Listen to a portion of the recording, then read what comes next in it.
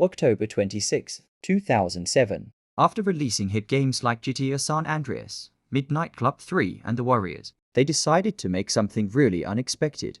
Bully. Bully is basically a GTA game, but with a major difference. Kids.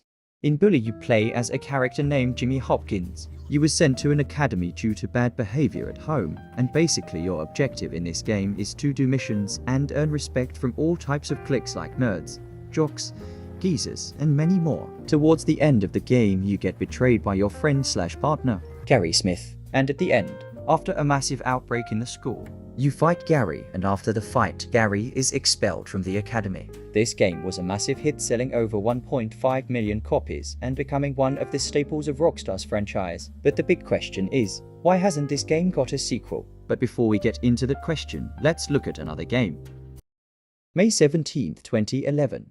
After coming off a year making arguably one of the best video games of all time and possibly the best DLC of all time, you would think that Rockstar would take some time off and use the money they made from this game and make a game using a big budget and releasing in later years. No, Rockstar on this day released a game that was pretty interesting as well. Noire. This game was basically a GTA game, but also had something that stood out from previous Rockstar games. You played as a cop. I never played this game before, but according to Google, Noire is a 2011 action-adventure video game developed by Team Bondi and published by Rockstar Games. Set in 1947 Los Angeles, the game follows Detective Cole Phelps's rise among the ranks of the Los Angeles Police Department as he solves a range of cases across various bureaus. This game was also a massive hit, selling nearly 5 million copies and receiving 8.5 out of 10 on IGN. This game is another staple in the Rockstar franchise, but also follows up with the same question we asked earlier. Why doesn't this game have a sequel? Well, to answer that question, I don't know. But let's look at other Rockstar spin-off games that do have sequels to them. Midnight Club, Manhunt, Max Payne, and Red Dead Redemption. All these games have sequels. But now let's compare the sales of the first game to Noire sells and Bully sells. Midnight Club sold 18.5 million copies. While Bully sold 1.5 million copies. Noire sold 5 million copies, which means Midnight Club sold more than both the games combined.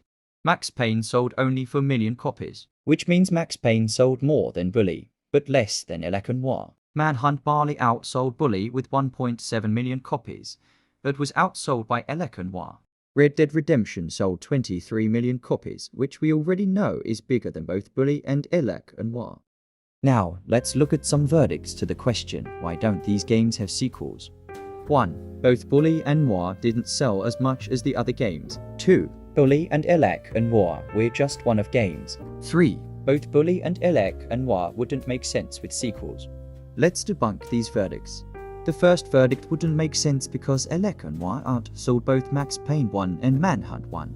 The second verdict can be true, because both these games just might be experiments that they wanted to test if people would like, but didn't plan on making sequels about them.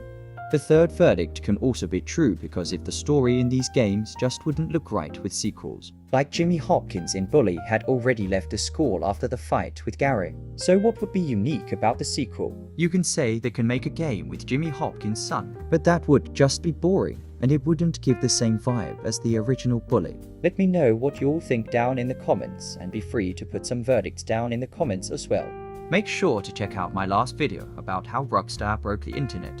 And as always, make sure to like the video and sub if you're new. Thank you all for watching, and I'm out. Peace.